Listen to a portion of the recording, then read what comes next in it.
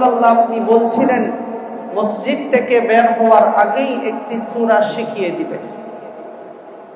এরপর আল্লাহ রাসূল বললেন, আলহামদুলিল্লাহি রাব্বিল আলামিন হিয়াস সাবউল মাথানি ওয়াল কুরআনুল আযীম আল্লাযী উতীতাহু।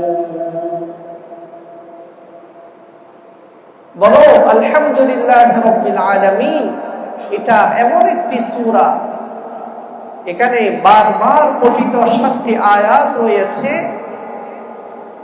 এবং এই সূরা ইতিপূর্বে কোন নবীকে কোন আসমানি কিতাবে দেওয়া হয় নাই। এমন একটি গুরুত্বপূর্ণ সূরা হলো এটা। কোরআনে কারীমের সর্বশ্রেষ্ঠ পূর্ণাঙ্গ সূরা হলো সূরাতুল ফাতিহা। আয়াতের দিক দিয়ে সর্বশ্রেষ্ঠ আয়াত হলো আয়াতুল কুরসি। এজন্য এক হাদিসে আছে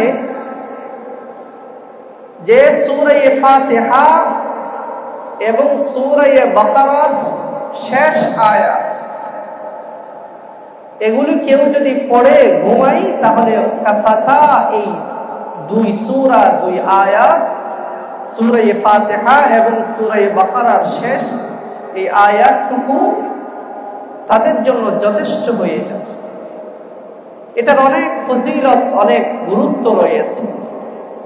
সূরা ফাতিহা যেই সার নির্যাস রয়েছে, এটা যদি আমরা বুঝে বুঝে নামাজের মধ্যে পড়তে পারি তো নামাজের মনোযোগ অন্য কোথাও যাবে না।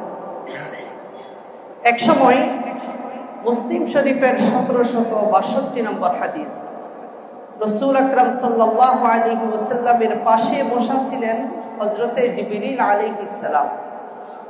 বাইনামা জিবরিল কাঈদুন ইনদা নবী সাল্লাল্লাহু আলাইহি ওয়াসাল্লাম সামিআ নাকিযান মিন ফাওকিহি ফারাফা রাসা। হঠাৎ করে আসমান থেকে এক বিকট শব্দ শুনতে পেলেন। জিবরিল আলাইহিস সালাম জিজ্ঞাসা করলেন, ইয়া রাসূলুল্লাহ, এই শব্দ কোথা থেকে এসেছে, আপনি কি শুনতে পেয়েছেন? জিবরিল আলাইহিস সালাম বললেন, হাযা বাবুন মিনাস সামাই। আজকে আসমানের একটি দরজা খোলা হয়েছে, এই মাত্র আসমানের একটি দরজা খুলে দেওয়া হয়েছে। লাম ইফতাহ কাত্তুন ইল্লাল ইয়াউম, এই দরজা ইতিপূর্বে আর কখনো খুলে দেওয়া হয়নি। ফানাজালা মিনহু মালাকুন, এই দরজা দিয়ে একটি ফেরেশতা